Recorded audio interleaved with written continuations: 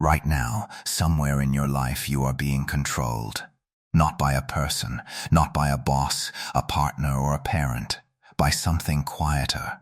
Something that has never once asked your permission and never will until you learn to see it. By the end of this video, you will be able to name 10 psychological traps that have been running your decisions, your relationships, and your peace of mind. Often without you noticing a single one of them. That is the promise. But I need to be honest with you before we go further. Most people who watch this will feel something click, nod along, and forget it by tomorrow morning.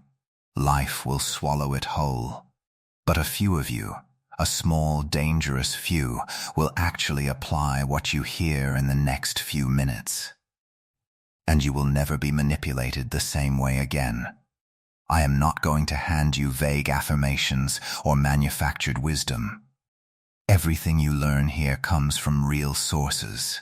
Stoic philosophers like Seneca and Marcus Aurelius, and modern psychologists like Daniel Kahneman and Martin Seligman, whose research has been tested, studied, and proven. Not invented. Not guessed. Proven. Remember this line, because you will need it again before this ends. The chains you can't see are the ones that hold the tightest. The naive majority believes freedom simply means having no rules, no boundaries, no restrictions, no one telling them what to do. But the awake few, the ones who actually get free, understand something different. Freedom begins the moment you see the invisible rules governing you first, and before I show you the 10 traps themselves, you need to understand exactly why your mind was built to fall for them in the first place. Picture this. It's 1 in the morning. You're staring at the ceiling, replaying a conversation from earlier that day, asking yourself the same question on a loop. Why did I agree to that? You didn't want to. You knew it wasn't right for you. And yet somehow your mouth said yes while every part of you screamed no. That's not weakness. That's design. Your brain wasn't built for offices, algorithms, or modern relationships. It was built thousands of years ago for tribal survival, when being rejected by the group could mean literal death. That's why guilt still hijacks your decisions. That's why the fear of losing something still overrides logic. That's why the need for approval can override your own judgment in seconds. This isn't vague talk about energy or vibes.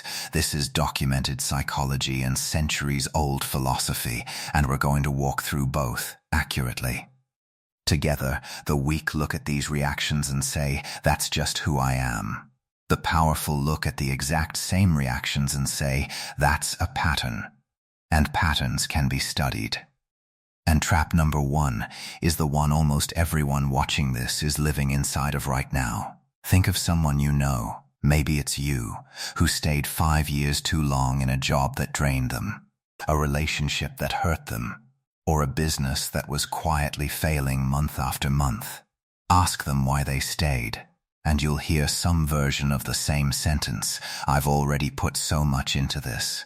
That sentence is the trap talking, not you. Psychologists call this the sunk cost fallacy, first documented by researchers Arks and Bloomer in 1985. It describes a simple but brutal pattern. People keep pouring time, money, and energy into something failing, not because logic tells them to, but because they've already invested so much that walking away feels like losing twice. So instead of cutting the loss, they double down on the mistake. The naive majority has a comforting word for this. They call it loyalty. They call it commitment. They call it not being a quitter. But the awake few see it for what it actually is. The past reaching into the present and holding it hostage. Every dollar you already spent, every year you already gave, every version of yourself you already sacrificed, none of it can be recovered by staying. It can only be protected by leaving sooner. Here's a line worth remembering. The past cannot be paid back with more of your future. But staying trapped in the past is only half the problem. The other half is how your mind treats what hasn't happened yet. Think of a time you were offered something better. A new job, a new city, a new chance at a different life, and instead of taking it, you found yourself whispering, "What if it goes wrong?" And that single question was enough to make you stay exactly where you were. There's a reason that question feels so much louder than any opportunity. In 1979, psychologists Daniel Kahneman and Amos Tversky published what became known as prospect theory, and inside it, they proved something remarkable. Human beings feel the pain of losing roughly twice as intensely as they feel the pleasure of gaining the exact same thing. Your mind isn't weighing the future evenly. It's weighing it against you.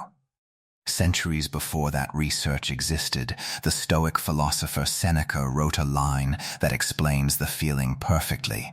We suffer more often in imagination than in reality. The danger was never as large as your mind painted it. The catastrophe you feared rarely arrives in the form you imagined. The weak let that imagined loss make every decision for them. They stay small because small feels safe.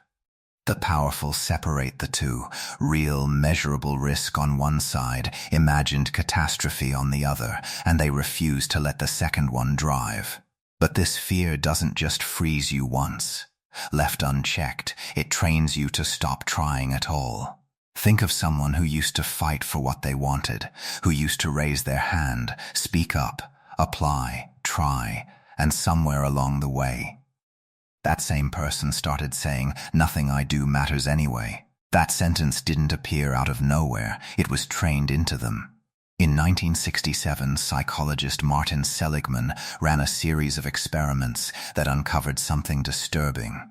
Subjects who were repeatedly exposed to negative outcomes they couldn't control eventually stopped trying to escape, even later when escape became possible. The failure wasn't the point. The repetition was. The mind learned that effort didn't change the outcome, so it stopped offering effort at all. Maybe you know this feeling. Passed over for the promotion once, you tell yourself it's timing. Passed over twice, you tell yourself it's politics. Passed over a third time, and something in you quietly closes a door it will never reopen again. The naive majority calls this being realistic. They wear it like wisdom. But the awake few know better. This isn't realism. This is a trained response, and what was trained can be retrained. Here's the truth most people never hear. Most of these traps aren't things that simply happen to you. They happen because of what you're trying to get from other people. If you just realized which trap you've been stuck in, comment awake below. I want to know. Think of the last time you typed out a text, deleted it, rewrote it, deleted it again, and rewrote it a third time, not because you didn't know what you wanted to say, but because you were terrified of how it might make someone feel. 5 drafts, just to avoid one moment of someone else's disappointment. That is not kindness. That is the approval trap, and Machiavelli diagnosed it centuries ago. In The Prince, he wrote a line that still unsettles people today. It is much safer to be feared than loved.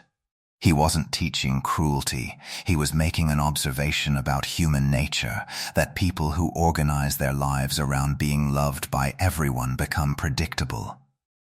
And predictable people become easy to control. The weak build their entire existence around being liked. Every decision passes through the filter of, will this upset someone? Before it passes through the filter of, is this right for me?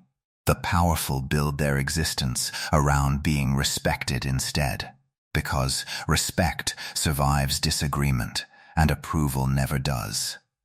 Let me be clear about something, because this channel will never tell you otherwise. This isn't permission to become cold or cruel. Real power protects the people around it. It doesn't need their approval to act. But approval seeking has a darker cousin, a feeling that convinces you to carry guilt that was never yours to carry. Think of a silence so uncomfortable that you found yourself apologizing just to end it, even when, if you're honest, you hadn't actually done anything wrong. The words "I'm sorry" left your mouth before your mind even finished asking whether they were true. This is one of the oldest manipulation patterns documented in interpersonal psychology. Guilt tripping.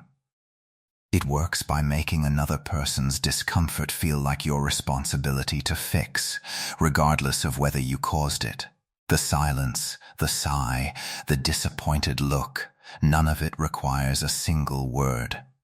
And yet it pulls an apology out of you like a hook pulling a fish to shore. The naive majority absorbs this guilt automatically. They apologize to keep the peace, smooth things over, make the tension disappear, and they do it so often that they stop noticing they're doing it at all. The awake few pause. They ask one simple question before the apology ever leaves their mouth: is this actually mine to hold? That question alone can dismantle years of manufactured guilt. Not every uncomfortable silence is your fault. Not every disappointed look is evidence of your wrongdoing. Sometimes it's simply someone else's emotion, placed in your hands, waiting for you to carry it so they don't have to. Guilt controls you through the past, through what you supposedly did wrong. But the next trap doesn't need the past at all. It controls you through comparison, happening in real time. Think of the last time you lay in bed at midnight, scrolling through a feed of other people's lives, and felt yourself shrinking a little with every post. A vacation you didn't take, a promotion you didn't get, a relationship that looked easier than yours. By the time you put the phone down, you felt smaller than when you picked it up. This is not an accident, and it's not new. In 1954, psychologist Leon Festinger introduced social comparison theory, showing that human beings naturally evaluate their own worth by measuring themselves against others. The problem is, what you're measuring against is never the full picture. It's a highlight reel, curated and polished, standing in for a life you never actually see in full.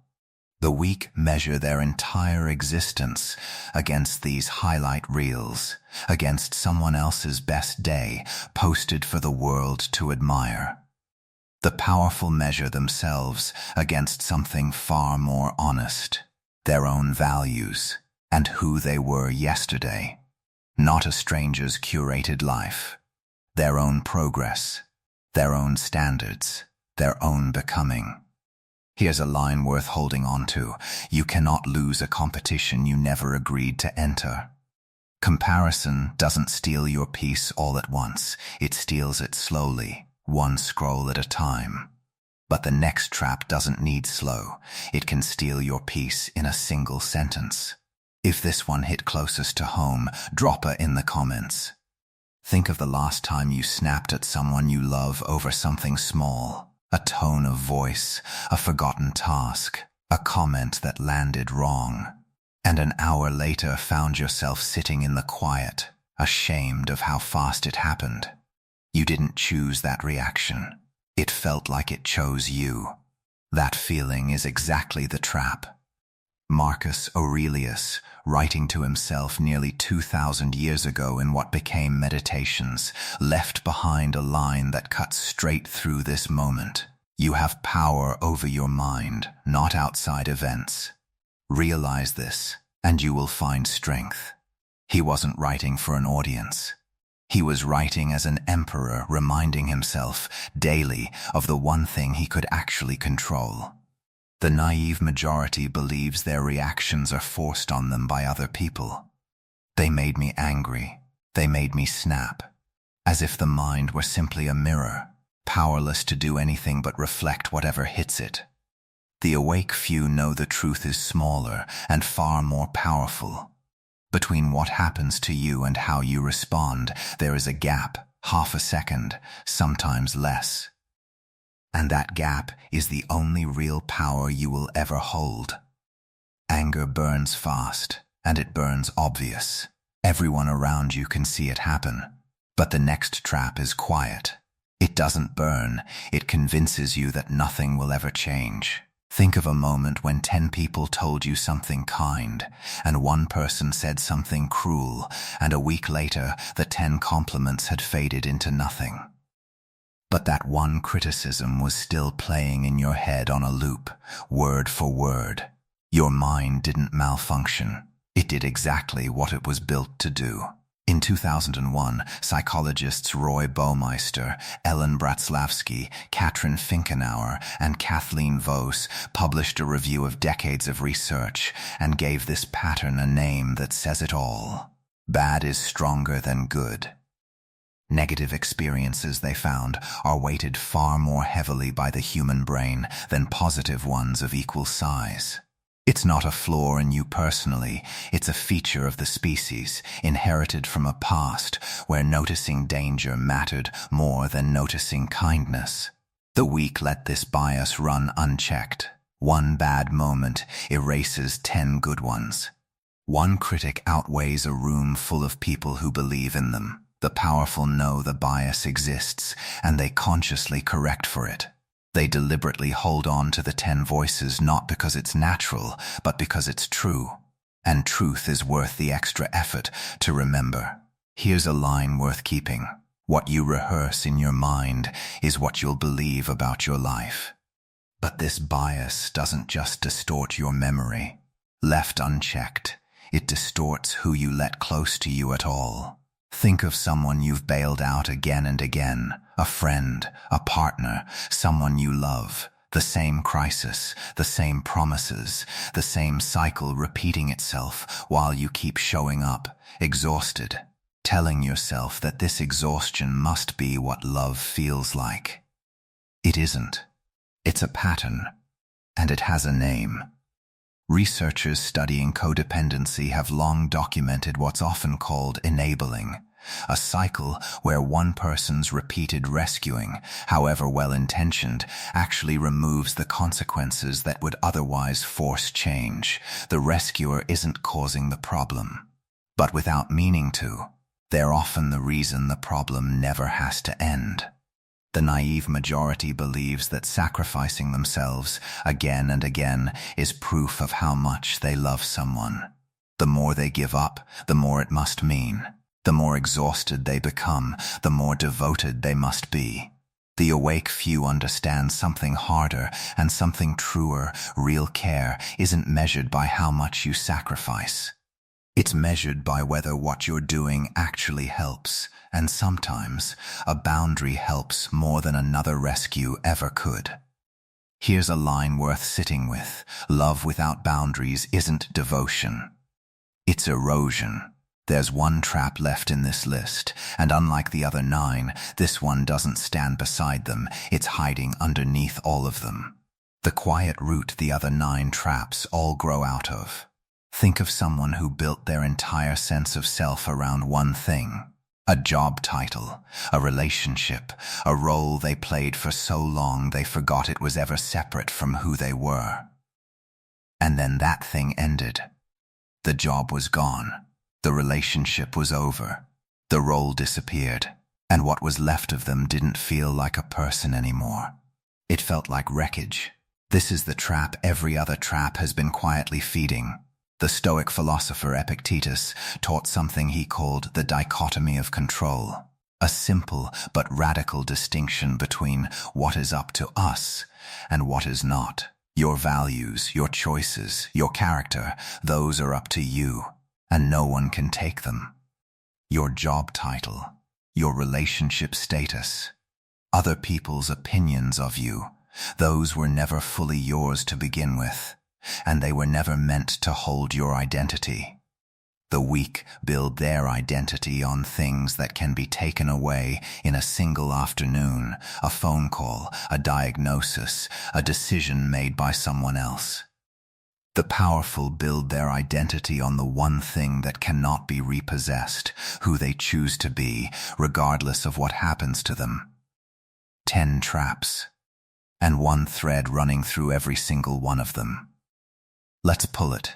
Tell me below, which of these 10 are you breaking free from starting today? Let's pull that thread together one more time, fast. The sunk cost trap.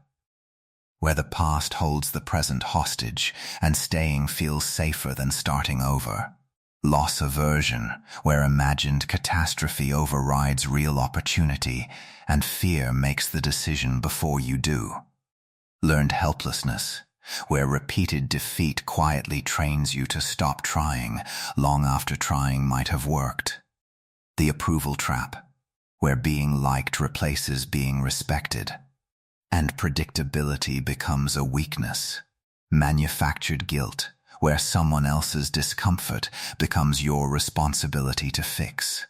Social comparison, where a stranger's highlight reel becomes the measuring stick for your entire life. Reactive anger, where the gap between what happens and how you respond disappears, and the reaction takes over. The negativity bias, where one voice of criticism outweighs a room full of people who believe in you. The rescuer trap, where exhaustion gets mistaken for love and boundaries get mistaken for betrayal. And the identity trap, where everything collapses the moment something external is taken away. 10 traps, 10 names, and now 10 places in your life you can finally see clearly. 20 minutes ago, you didn't have this map. Now you do. If you recognized yourself in even one of these 10 traps, I need you to hear something clearly. You are not broken. You were never broken. You were simply unaware, and unawareness was never a character flaw. It was just the absence of a map you hadn't been given yet. That's the entire difference between being controlled and being in control. Not intelligence, not willpower, not luck. Awareness, the moment you can name what's happening to you, it loses the one thing it depended on to run your life in the dark. And it doesn't matter where you're starting from. It doesn't matter if you're 20 years old and just beginning to build a life, or 70 years old and quietly rebuilding one you thought was already finished. The mind runs on the same rules at every single age. It's never too late to see them clearly, and it's never too late to stop being run by them. I want to say this one more time because it matters more than anything else in this video. None of what you just learned is permission to manipulate the people around you. Real power was never about controlling others. It was always about no longer being controlled yourself and protecting the people you love along the way. The chains you can't see are the ones that hold the tightest. And now you see them. So here's what I want you to do with this. Don't let this end here. Go back through these 10 traps and pick the one you saw yourself in the most. Then write it in the comments, out loud, in front of everyone watching, because naming it publicly is the first act of taking your power back. But knowing the traps is only step 1. Recognizing the chains is not the same as breaking them. Next time, I'm going to show you the one Stoic habit practiced by emperors, philosophers, and the quietly powerful for centuries. That makes you immune to all 10 of these traps at once, not just one at a time. Until then, remember this: the chains you can't see are the ones that hold the tightest.